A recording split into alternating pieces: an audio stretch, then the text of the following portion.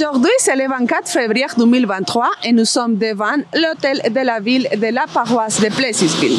Pour une annonce importante de la part des maires de la ville et de la paroisse, les deux municipalités nous sont invitées pour recevoir la nouvelle sur les résultats d'une étude d'opportunité de regroupement réalisée avec l'aide technique du ministère des Affaires municipales et de l'Habitation du Québec. Nous attendons ce que M. Jean-François Labbé et M.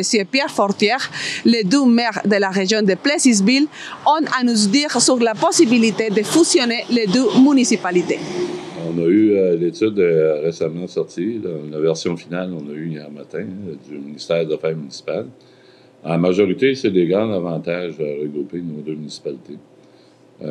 Ça fait un bout que le ministère travaille sur l'étude, puis on a collaboré, nos administrations ont collaboré d'une façon importante à l'étude. Puis on connaît bien le dossier, puis il y a des avantages importants à regrouper nos deux municipalités. L'objectif, c'est sûr et certain, l'objectif, c'est d'améliorer le service aux citoyens. Puis je pense que ça passe par un regroupement municipal. On le voit avec l'étude. Oui, il y a une économie de coûts. C'est de prendre les deux budgets, puis mettre ligne par ligne, puis réaliser un budget en commun pour réaliser des économies. Ils ont pris les deux budgets de 2022, puis là, chacune de nos municipalités, puis je pense qu'il n'y a aucune municipalité qui fonctionne pareil dans les postes budgétaires. Oui, il y a les grandes lignes là, du gouvernement, mais le travail de Moine, le travail professionnel là, de Joanne et Jean, c'est de prendre chaque ligne, puis de comparer, puis quel poste budgétaire, puis de vraiment avoir le même topo, le même budget. Puis après ça, il y a un croisement qui nous donne un budget à la fin d'une seule municipalité. Puis ce budget-là, très conservatrice, nous donne des économies autour de 282 000 par année. Mais ça, c'est sans les optimisations, comme je disais plus tôt, là, de la municipalité. Et comment est-ce que vous prévoyez que le secteur industriel et l'agricole peut prospérer en même temps?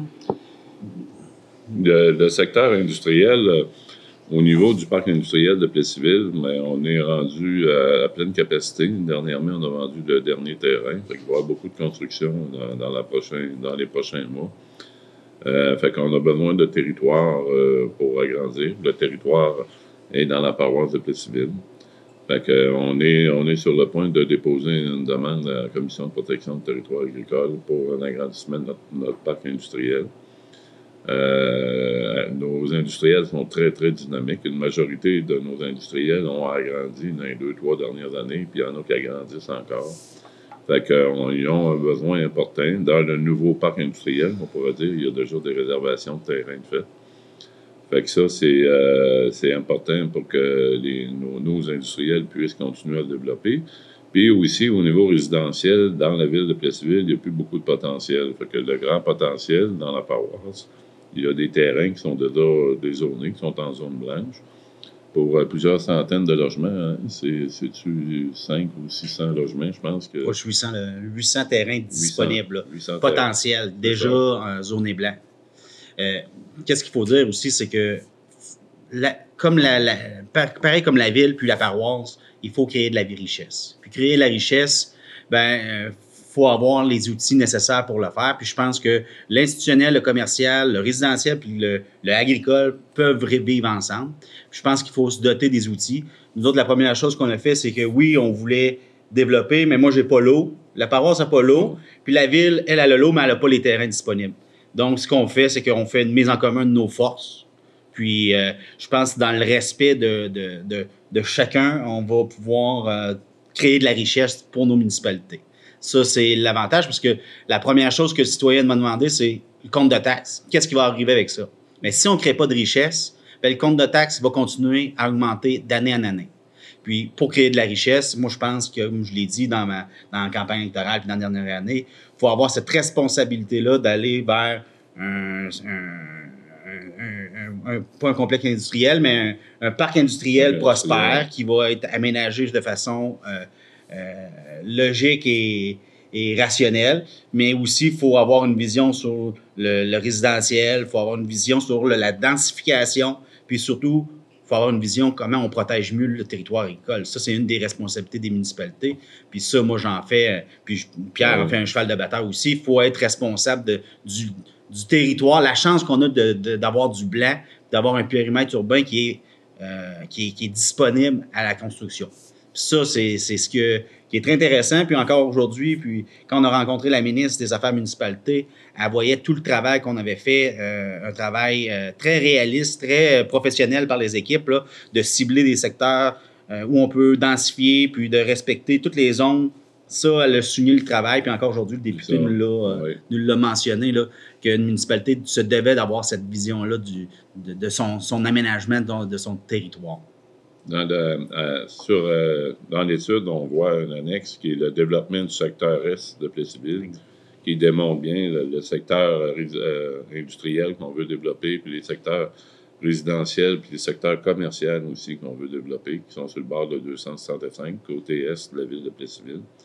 Puis ça, ces terrains-là sont tous dans la paroisse de Plessisville, fait que c'est une force importante qu'on va mettre ensemble pour créer une synergie régionale importante, parce que Plessisville, on sait que Plessisville est la ville-centre de la MRC de l'Érable. Fait qu'on veut que Plessisville joue un rôle plus important, d'avoir un dynamisme plus important au niveau de notre MRC, qui fasse qu'on puisse se développer d'une façon importante. Il ne faut pas oublier aussi le tissu social.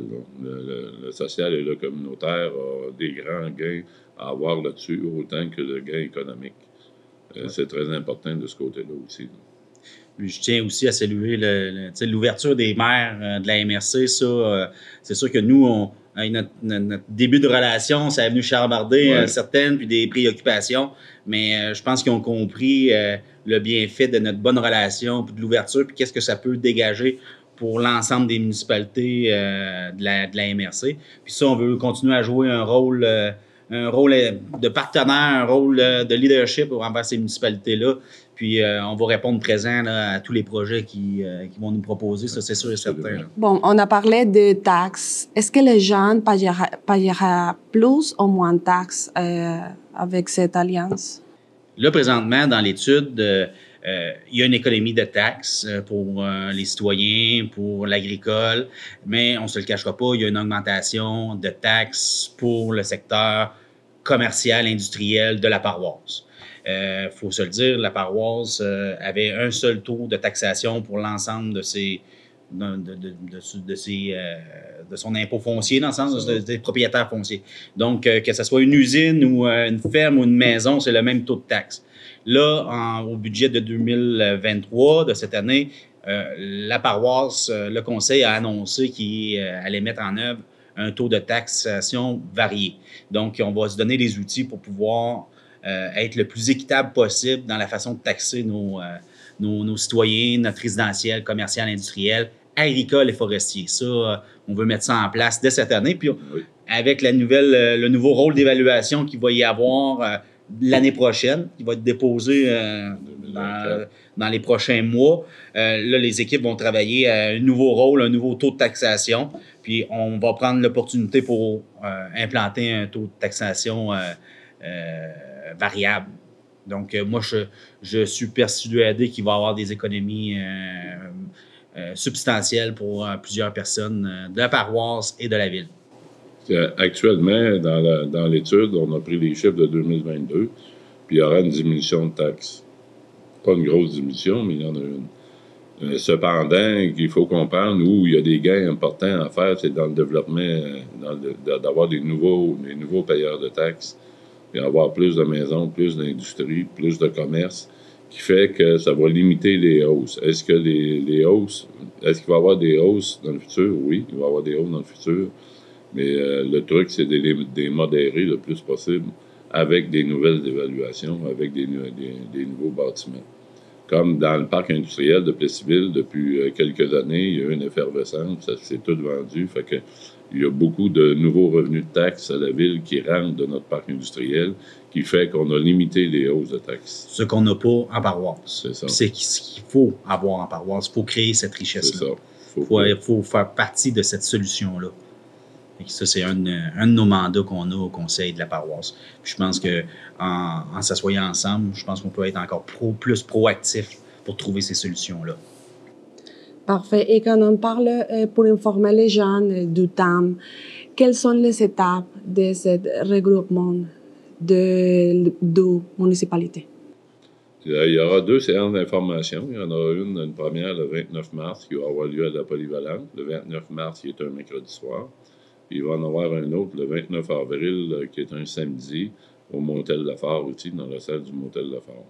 Mais par la suite, tous les citoyens ont accès à leurs politiciens, ont accès aux administrations municipales, ils peuvent poser toutes les questions. Puis on a un site... il va y avoir un site Internet, Internet disponible pour l'ensemble de la population.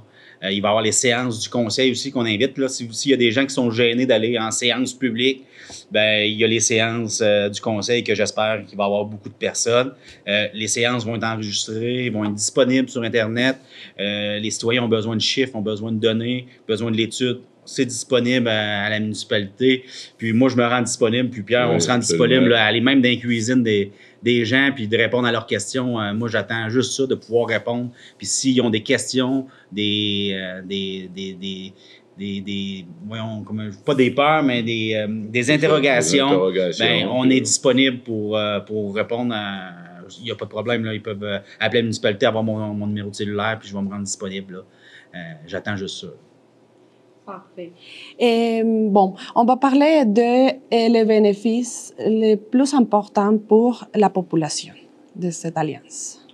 Bien, je pense qu'un bénéfice qui est majeur, il ne faut pas oublier, oui, il y a un bénéfice monétaire, mais il n'y a pas seulement qu'un bénéfice monétaire. Je pense que notre grande communauté, ça fait depuis 1855 qu'on n'est plus ensemble. Puis ça a créé des choses dans la population qui sont pas souhaitables. Puis civil, on a fait parler de nous autres trop longtemps pour des mauvaises raisons. Fait que maintenant, on veut que ça arrête. On veut qu'on soit un seul Plessisville, puis qu'il n'y ait plus de différence dans la population, que tu viennes d'une municipalité ou de l'autre. Ça, c'est important. Au niveau social, au niveau communautaire, là, ça, c'est un gain qu'il ne faut pas oublier. Il est très important. En tout cas, nous, on a la ferme intention, puis on est convaincu de ça, qu'il va y avoir un gain important. Puis, le gain monétaire, il est plus difficile actuellement, mais sur l'année 2022, on sait que c'est environ 280 000 qu'on aurait sauvé. Ça, c'est très, très, très conservateur. C'est possiblement plus que ça. Mais à long terme, on a dans l'étude, il y a le projet du développement du secteur Est, qui est chiffré. Il est chiffré, puis il y a des gains monétaires importants à faire ce développement-là. C'est une des raisons pour lesquelles on est allé rencontrer la ministre Laforêt il y a à peu près 3 semaines pour lui parler de ce projet-là, puis on va la rérencontrer prochainement à ce sujet-là aussi. Fait que les gains sont importants pour notre communauté. Bon. Est-ce que vous avez pensé à un référendum pour pour avoir la participation du jeune des municipalités? Ben, je pense pour avoir la meilleure participation, pour le meilleur pouls, c'est les consultations publiques, c'est de rendre disponible des séances d'information, c'est de rendre le site Internet disponible pour poser des questions. Nous autres, ce qu'on a comme position présentement, de façon unanime, les conseillers là, démocratiquement élus, nous autres, de façon unanime, on ne croit pas que c'est nécessaire d'aller en référendum. La ministre peut décider autrement dans le dépôt du décret, mais nous, on croit qu'on a fait les démarches nécessaires, puis on va faire les démarches. On va faire encore plus de démarches pour consulter, informer notre population. Fait à ce moment-ci, nous, on croit qu'un référendum, ce n'est pas nécessaire à ce moment-ci. Là. On a été en élection là, en novembre 2021, puis avec des intentions claires, puis on a rencontré chacun beaucoup de citoyens. Puis les citoyens nous ont demandé d'agir au niveau des 2 Plessisville. Ils voulaient que le climat politique change. Puis les citoyens s'attendent aujourd'hui à ce qu'on va présenter. Je suis convaincu qu'il y a une bonne partie des citoyens qui s'attendent à ça. Puis ils nous l'ont demandé constamment quand on rencontre des jeunes en population. Fait que ici à la paroisse, il y a eu un taux de votation exceptionnel, possiblement un des plus élevés au Québec. Puis les élus, ceux qui ont été élus, le mandat était clair. Puis moi aussi, du côté de la ville, le mandat était clair. Fait que les citoyens veulent ce changement-là. Puis ils nous le demandent, puis ils nous le répètent à l'occasion. Fait que ce Ce qu'on fait aujourd'hui, là, il y a une majorité des citoyens qui s'attendent à ça. Là. Puis qui veulent que Plessisville fasse parler d'elle pour d'autres raisons que les raisons pour lesquelles on faisait parler de nous. Fait que, on a la ferme intention que ça change. Puis l'étude vient démontrer tous les avantages qu'on a à le faire. Donc, ça, c'est le ministère des Affaires municipales a fait un travail colossal depuis plusieurs mois. Il y avait deux fonctionnaires, là, M. Duval, M. Thibault. Puis il y a Mme Girard aussi qui a fait un travail important. Puis ils ont fait une étude bien faite. Ils ont pris le temps de bien la faire. Puis elle est complète. Vous allez le voir sur le site Internet. Puis on va la préciser aussi, on va donner un mandat à une firme privée, Raymond Chabot, Grant Thornton, de préciser l'harmonisation des taux de taxes des deux municipalités, d'aller un petit peu plus loin dans le processus, là, donner un objectif de 5 ans, qu'on soit regroupé, non regroupé. Là, on va avoir les chiffres clairs d'une firme neutre et privée là, qui va pouvoir, qui vont prendre avec l'étude, le budget de l'étude, puis ils vont transposer ça. Faire un, comment on appelle ça, les actuaires disent ça, là, je ne me rappelle pas du mot, là, mais ils vont pouvoir avoir un échéancier de ce que ça pourrait être notre harmonisation. Mais le plus important, ça aussi, là, c'est dans les consultations, c'est que s'il y en a qui ont des craintes, qui nous appellent. On est là pour ça. Moi, présentement, ma séance publique, j'ai 3 personnes, mais je peux remplir la salle. Puis si la salle n'est pas assez grande, on peut en louer une autre. Il n'y aura pas personne qui va être refusé à la porte. Venez poser vos questions. Moi, je suis disponible là, en tout temps pour répondre. Puis, dans le sens, des fois, là, c'est des choses qu'on n'a pas vues. Puis là, ça va peut-être me faire réaliser certaines... Ben, je vais aller chercher l'information. Il n'y a rien à cacher. Là. On n'a rien fait en catimini. Quelles sont les ressources qui maintenant sont doublées, mais qui dans le futur pourront devenir uniques? Bien, c'est sûr qu'au niveau administratif, si on prend au niveau de la trésorerie, il va y avoir tellement qu'un service de trésorerie. Au niveau de l'urbanisme, bien, il y a une partie de l'urbanisme qui va demeurer ici à la paroisse, un service agricole. Rural qui va demeurer ici. Fait que pour les bureaux des 2 municipalités ne ferment pas. Les 2 bureaux vont être occupés. Les deux hôtels de ville vont être occupés. Qu'est-ce qu'il va y avoir mis en commun? Bien, au niveau des travaux publics, au niveau de la machinerie. Déjà, d'ailleurs, on a eu une subvention pour acheter ce qu'on appelle un balai de rue, parce qu'on est ensemble, une subvention de 250 000. Puis on a eu aussi une autre subvention pour mettre en commun nos camps de jour de 238 000. Puis ça, c'est important parce que les camps de jour, il y avait une partie de la population des camps de jour qui était limitrophe à la ville de Plessisville, puis les enfants à l'école ensemble, puis qui faisaient qu'ils ne pouvaient pas faire de camp de jour ensemble. Mais dorénavant, c'est fini, ça. Tous les enfants vont être ensemble. Fait que ça, c'est très important à ce niveau-là. Mais travaux publics, je vous dirais, puis au niveau de la trésorerie, toute l'administration, il n'y a personne qui perd son poste. Personne ne va perdre son travail. On a besoin de tout le monde. Il n'y a personne qui va être rétrogradé dans son salaire, dans son échelle salariale, ça reste. Ça, c'est sûr. Puis non seulement, on pense qu'on va avoir, on est convaincu qu'on va avoir un boom économique important, puis qu'on va devoir réengager. Ça, c'est sûr. Au niveau de la ville, mais nous, on a un agent de développement du secteur commercial. Mais notre agent a hâte de venir travailler en paroisse. Il fait déjà un excellent travail. En tout cas, nous, depuis notre nouvelle relation, là, on va se le dire, Denis nous aide, nous accompagne là, dans les projets que nous, on n'avait pas l'équipe pour faire ça. Mais Denis, lui, la ville avait une personne ressource pour nous accompagner dans ces projets-là. Donc ça, il faut le souligner. Mais il y a un gain incroyable au niveau de nos ententes aqueduc-Quérigou. Donc ça, le gain le plus frappant, on ne voit pas beaucoup dans l'étude. On voit un gain d'environ 120 000 pour l'hygiène du milieu, mais c'est toutes les chambres de compteurs qu'on n'aura plus besoin de faire, qui était une obligation dans le jugement de la CMQ, qui nous demandait de mettre des chambres de compteurs à jour. C'est des centaines de milliers de dollars là, qui vont être économisés juste en en ayant une bonne relation, puis deux, là, si on est regroupé, qu'on n'aura pas besoin de faire dans une nouvelle municipalité. Donc ça, c'est un gain assez significatif là, pour l'ensemble des citoyens de la ville et de la paroisse. Dans le passé, on a vu qu'il y a des autres regroupements entre municipalités. Est-ce que vous avez pris quelques exemples pour commencer aussi dans cette municipalité? Ben effectivement, on voit beaucoup de municipalités. Ben, on voit pas beaucoup de municipalités qui se sont regroupées, mais il y a beaucoup de municipalités qui font des études de regroupement. Puis au fil à travers de l'étude, ben, ils réalisent qu'ils sont mieux de rester en entente ou de continuer. Nous, ce qu'on réalise, c'est qu'on est mieux d'être une seule municipalité. On a clairement un avantage à faire. Mais dernièrement, on a rencontré le maire de le nouveau maire de l'Épiphanie dans les Laurentides. C'est ça, près de l'Assomption. Ouais. Eux, c'était deux municipalités similaires à nous autres qui se sont regroupées en 2021, 2022. Environ. Donc, ça, on a pris cette information-là. Plusieurs similitudes de situation. Il y avait des jugements de la Cour, il y avait une entente avec l'eau, puis le développement.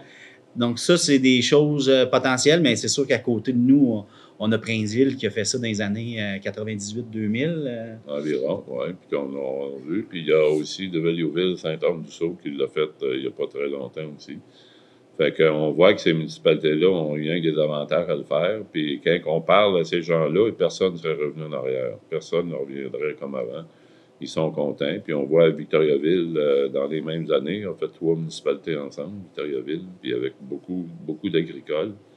Fait que ces gens-là ne reviendront pas en arrière. Fait que on a le ministère des Affaires municipales encourage beaucoup les fusions. D'ailleurs, ce qu'on n'a pas dit, c'est qu'on va avoir une subvention qui est l'équivalent d'environ 100 $ par habitant, qui approche le million. Là, ça fait 950 quelques mille.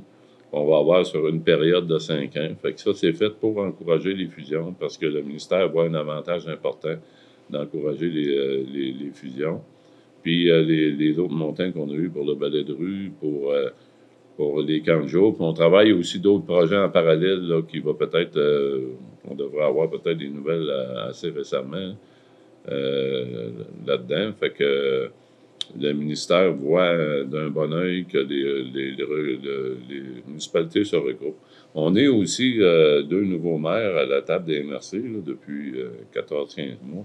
Puis on voit que dans d'autres municipalités aussi, ils ont des difficultés importantes. Fait que il y a beaucoup d'enjeux sur le recrutement de la main-d'œuvre et tout ça. Fait que je pense qu'on a tout intérêt à se mettre ensemble pour être plus fort. Il y a des forces, beaucoup de forces des deux côtés de nos administrations. Il y a beaucoup de forces.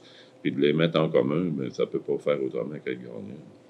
Puis dans l'étude, là, on démontre tous les programmes. Là, il y a des programmes qu'on a présentement chacune de nos municipalités, mais il y a certains programmes qui vont continuer, malgré qu'on va devenir une seule et nouvelle ville, mais les programmes vont continuer pendant 8 ans. Donc ça, c'est intéressant et avantageux pour notre municipalité. Il y a une harmonisation qui va se faire là, avec l'ensemble des programmes du ministère. Ça, c'est écrit dans l'étude. Puis, comme disait Pierre, il y a le programme pour le regroupement municipal, c'est environ 1 million. Mais là, il est en révision présentement, puis on espère qu'il sera bonifié. On le souhaite, puis je sais que le député travaille pour nous autres dans plusieurs programmes là, pour nous aider à réaliser ce qu'on propose à notre population. Là. Ça, il faut souligner le travail de notre député. Il nous ouvre les portes du gouvernement. Ça, c'est très apprécié. Et pourquoi vous pensez que le regroupement sera possible en 2023? Qu'est-ce qu'il y a de nouveau? Est-ce qu'il y a un changement générationnel pour réussir ça cette année? Bien, clairement, je pense que la dernière élection a démontré un changement clair. Faut pas se le cacher. Moi, en 2017, je m'avais présenté avec une équipe qui proposait une étude de regroupement. La population avait dit non. Jean-François et son équipe, refaites vos devoirs. On n'est pas prêt à ça. Tu sais, moi, j'avais accepté la décision démocratique. Après ça, j'ai vérifié auprès du ministère avec une conseillère ici comment on pouvait apporter. Il y avait quand même près de 45% de la population qui avait voté pour les idées qu'on proposait à l'équipe. Donc, je pensais être capable d'emmener ça. mais pendant 4 ans, les idées qu'on avait proposées n'avaient pas été retenues. Donc, la seule chose à faire, c'était de revenir démocratiquement, proposer une alternative à la population, ce qu'on a fait avec un taux de participation assez incroyable pour notre municipalité. Puis, comparativement, je pense qu'on est le plus grand taux de participation au Québec. Donc, je pense que ça démontre que les citoyens de la paroisse veulent un changement. Ça démontre qu'ils veulent avoir une proposition de solution différente de ce qui était proposé dans le passé. Le but, c'est pas faire le procès du passé. Moi, je pense que les élus qui étaient là ont pris les meilleures décisions qu'ils pouvaient prendre à ce moment-là. Maintenant, moi, on propose quelque chose d'autre. On a gagné nos élections avec une majorité de personnes qui proposaient cette même vision-là de notre avenir. Là, maintenant, démocratiquement, l'ensemble des conseillers de la paroisse, l'ensemble des conseillers de la ville croient qu'on est capable de travailler ensemble, on est capable d'arriver à administrer une municipalité ensemble en pouvant vraiment refléter l'intérêt de tous les citoyens de ce Plessisville-là. Bon, merci beaucoup pour vos temps, pour les déclarations. Et bon, on se voit dans les consultations. Merci beaucoup. Merci beaucoup. Très apprécié. La TVCE vient d'avoir de premièrement les résultats positifs de l'étude du gouvernement du Québec sur le regroupement des municipalités de la ville et de la paroisse de Plessisville. Les deux maires nous ont expliqué les prévisions sur la fusion des municipalités à propos de le secteur industriel, le secteur agricole, les bénéfices sur l'économie, l'impact sur les taxes payées et le sens de consultation à la population. Cette possible alliance finirait avec des décennies de conflits entre les deux municipalités. Pour la TVCE, Silvana Suárez.